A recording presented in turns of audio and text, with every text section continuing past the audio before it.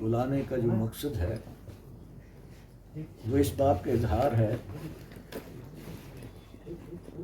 कि सिर्फ 2 दिन पहले ही मैंने पीपल्स डेमोक्रेटिक पार्टी को ज्वाइन किया। महबूबा जी से पुराने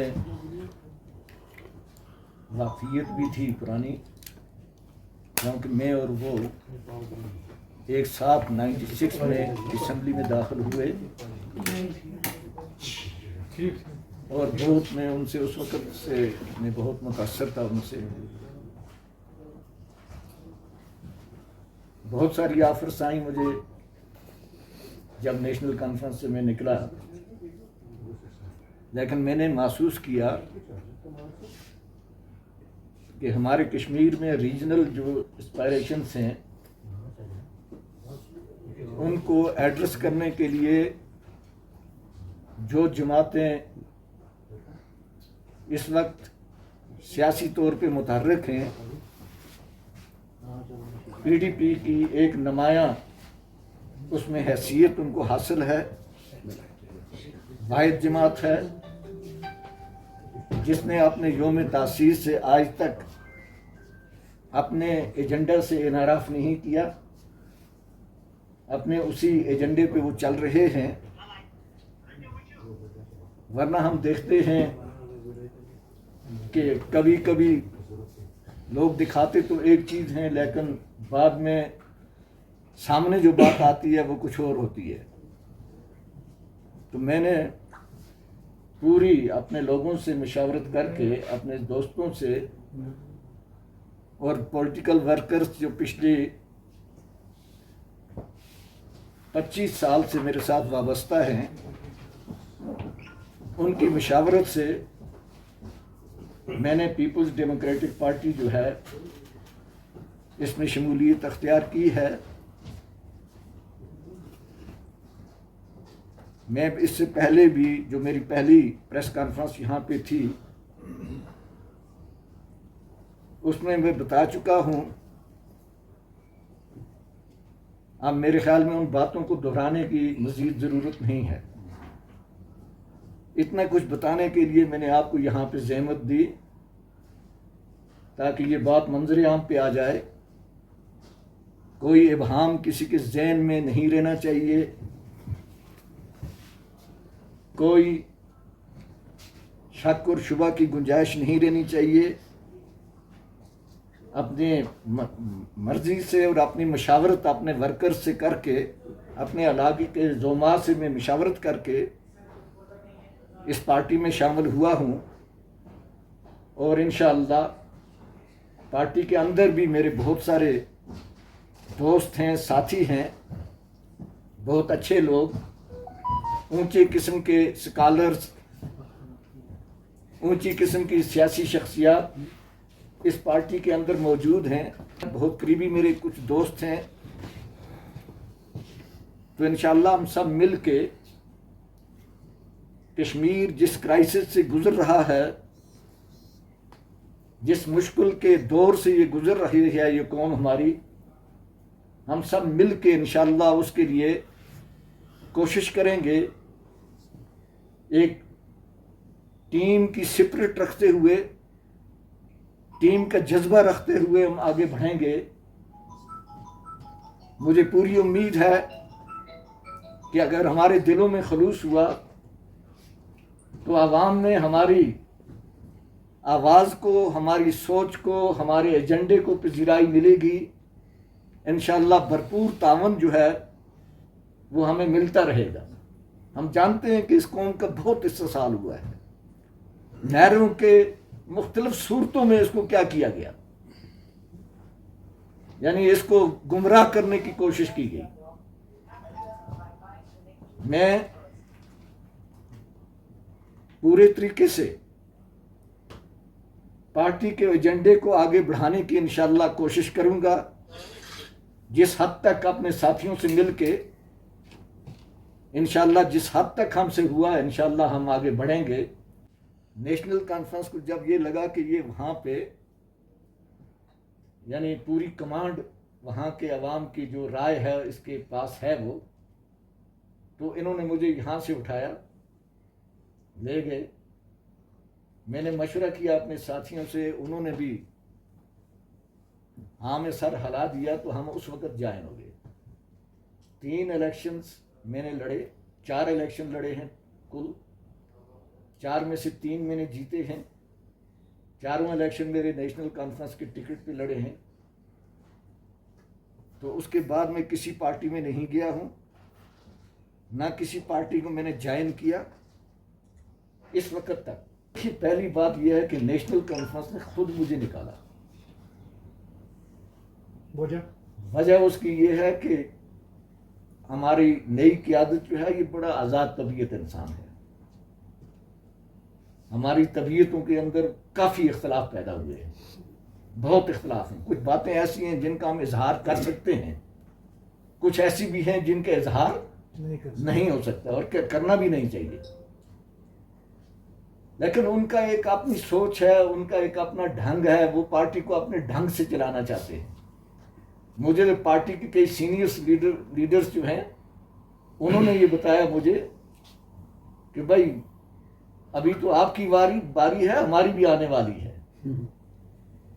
यानी ये आहिस्ता आहिस्ता पुरानी जो है जितना भी, इसको ये कहते हैं कि ये सब का सब ये जो कूड़ा क्रिकेट बोलते हैं, इनका वो जो है वो एक स्पोक्स पर्सन वो भी ये कहता है कि भाई ये सब कुछ हमने क्या कर दिया है। मैंने छोड़ा नहीं, ये खुद इन्होंने मेरी मेंबरशिप कैंसिल की है, सिर्फ इस बेस पे कि पिछली बार जब हमने कैंडिडेट्स का वहां पे क्या किया, मुकाबला किया कि भाई कौन सा कैंडिडेट हमारे इलाके के लिए बेहतर है, शराफत किसमें है, दयानत किसमें है, अमानत किसमें है, किरदार किसका साफ है, ये सब सोच के सब ने कहा कि भाई फलां कैंडिडेट जो है इसकी तरफ हमारा रुझान है, तो हमने उसकी क्या कर दी। मैं उसके किसी जलसे में नहीं गया। एक बार वो लोग आए, घर से मुझे निकाला, हाथ डाले, बाहर तक लिया। बदकिस्मती से वो था इसके साथ पीपल्स कॉन्फ्रेंस का वो कैंडिडेट था, लेकिन एक बेहतरीन इंसान था। मैंने कहा जितने भी कैंडिडेट्स हैं, मैंने सब लोगों को वहां पे बुलाया, मेरी अभी वो तकरीरें मौजूद हैं। मैंने उनसे कहा कि इन सब में से बेहतर कैंडिडेट हमें 2 हैं, उनमें से ये नंबर 1 पे है। तो लिहाजा अगर आप, मेरी राय ये है, जाती राय, तो अगर आप पार्टी उससे हटके, हमने उसकी क्या की है, ये अलग बात है इलेक्शन रिजल्ट्स किस तरीके से मैनिपुलेट होते हैं, क्या होता है, टेलीमत पर क्या होता है। वहां पे तो जितना भी हमारा मजहबी तबका था सबको ये कहा गया आपकी कब्रिस्तान जा रहे हैं, आपकी मस्जिदें जा रही हैं, आपका ये हो रहा है, वो हो रहा है, आपका सब कुछ क्या हो रहा है, औकाफ का बिल आ चुका है, हम इसको हरगिज नहीं होने देंगे, आप सब हमें क्या कर दें। और फिर उस बिल का जो हशर हुआ असेंबली में, उसको वहां पे एडमिट ही नहीं होने दिया गया, उस पर डिस्कशन ही नहीं होने दी। यानी ये एक मजहबी जज्बात उभार के क्या हुआ। यहाँ पे मजहबी लोगों को, अब आप जानते हैं कि हमारे जो मजहबी सेंटिमेंट्स हैं तो वो बहुत क्या होते हैं, बहुत हाई होते हैं। और कभी कभी हम सब कुछ छोड़ के, अपने लोगों को भी छोड़ के हम उस तरफ क्या आ जाते हैं। तो वो कुछ तरीके अपना के तो क्या किया, जो तिगड़म पहले हुआ करते थे वो तिगड़म बाद में फिर रिपीट किया गया। और जब वक्त आया, जब वक्फ बिल यहां पे क्या हुआ, टेबल हुआ, स्पीकर साहब ने वहां पे उसको क्या कर दिया, उस पर डिबेट ही नहीं होने दिया। यानी इस तरीके से आज वो लोग अपनी उंगलियां चबा रहे हैं कि भाई हमने क्या किया, ये क्या हमारे साथ इन्होंने क्या किया, धोखा किया। ये देखिए, धोखे की चीजें बहुत कम चल सकती हैं। ये चीजें जब मेरे सामने भी आती हैं, दूसरों के सामने आती हैं कि भाई सामने कुछ बात, पीछे से कुछ बात, श्रीनगर में कुछ बात, दिल्ली में कुछ बात, जम्मू में अलग जुबान, यहां पे अलग जुबान, ये चीजें जो हैं, तो ये मैं समझता हूं कि ये एक यानी रीजनेबल पार्टी को उस पार्टी को जिसकी बुनियाद शेख मोहम्मद अब्दुल्ला शेर कश्मीर ने डाली, उस पार्टी का हशर ये हो जाए, एक ऐसी शख्सियत की डाली हुई बुनियाद जिसको कश्मीर की तारीख भुला नहीं सकती है, लेकिन उस पे अगर ऐसे हरबे इस्तेमाल हो जाए, यहां पे एक बात वहां पे दूसरी बात, और भी काफी चीजें होती हैं, और भी काफी यानी ये हैं जहां पे मैं मुनासिब समझता हूं कि भाई अब निभना जो है इनके साथ वो मुश्किल है हमारा। अपना मैंने अलाइजगी अख्तियार की, उन्होंने भी कहा कि भाई कैंसिल कर दिया क्या, मेरी मेंबरशिप जो थी वो कैंसिल कर दी। उस तरीके से न मैंने पहले कहा, न मैंने कोई दल बदली की है, न मैं उस मजाज का आदमी हूं।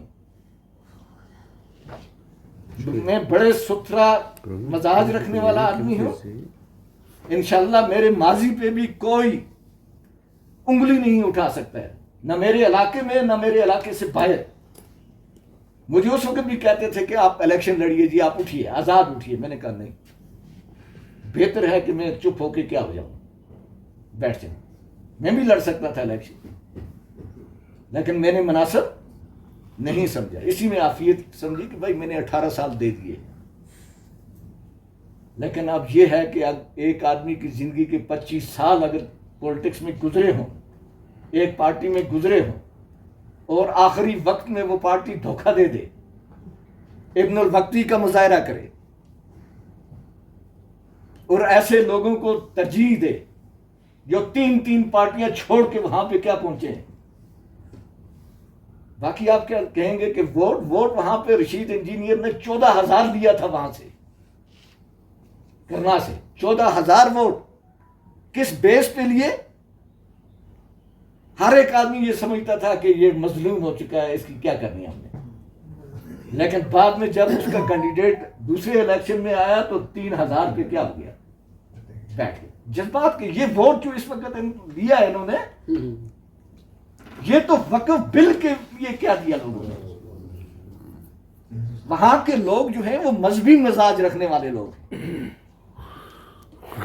वो तो वहां की बात नहीं थी, वो पूरे हिंदुस्तान के मुसलमानों के साथ एक यकजहती का इजहार था। इन्होंने कुछ फतवे भी लिए थे यहां से, जो वहां के हमारे उलमा को वो फैलाए, और उस तरीके से वहां पे वोट का हसूल हुआ। कितना वक्त ये देग, ये हंडिया चढ़ेगी चूल्हे पे, धोखे की, फ्रॉड की, फ्रेब की। कभी ये कहते हैं कि हम जब तक यूटी है हम इलेक्शन भी नहीं लड़ेंगे, कभी ये ऐलान होता है कि नहीं बिल्कुल यूटी में हम इलेक्शन नहीं लड़ेंगे, और फिर इलेक्शन क्या लड़ते हैं, तारीख का एक रिकॉर्ड बनाते हैं। रिकॉर्ड वो कश्मीर जिसमें इनके दादा साहब वजीर आजम थे, जिसमें आर्टिकल 370 के तहत यहां पे हुकूमतें बनती थी, उसी कश्मीर की यूटी की चीफ मिनिस्टरशिप का कलादा इन्होंने अपने गले में डाला। मैं आपसे पूछता हूं, आप बताइए कौन सा बाज़मीर आदमी, जब खुद ही इनको किसी ने मजबूर नहीं किया कि भाई आप कहें कि भाई मैं यूटी में इलेक्शन नहीं लड़ूंगा, इन्होंने खुद अपनी जुबान से ये बात निकाली। फिर लड़ा क्या, 2 हाथों से लड़ा, सब कुछ अपना किरदार, अपना गुफ्तार, अपना असूल सब कुछ कुर्बान करके, और आखिर पे ये यूटी की चीफ मिनिस्टरशिप का कलादा जो है वो अपने गले में डाल दिया। आप असूल की बात करते हैं, असूल दफन हो चुका है। अब इस पार्टी के अंदर एक बात है कि भाई कोई इनको कह नहीं सकता है। ये क्या करते हैं, इनके मशीद 2-3 लोग टोटल हैं जो बात करते हैं, बाकी कोई आदमी कोई कुछ भी वहां पे बता नहीं सकता है, एक्सेस ही नहीं है उनको। देखते जाइए कब तक ये चीजें चलेंगी, कब तक ये फ्रॉड चलेंगे।